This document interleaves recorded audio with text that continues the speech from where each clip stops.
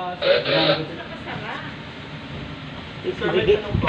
Kung yung waypoints nakikita sa dyan sa Alpha, wala kayong exist? This, Yes po. dito sa Interrailan, di ganun required. Pero kung lagay sa mga tugo na malalaking barko, may this. Ito, arpa lang to. Depende kasi yan sa model sa barko nga anong year built. Kung bago na, required ang iba ng thickness. Bali na pa manual propeller. So, ito, pwede to siya, automatic arpa na to siya, automatic radar platter.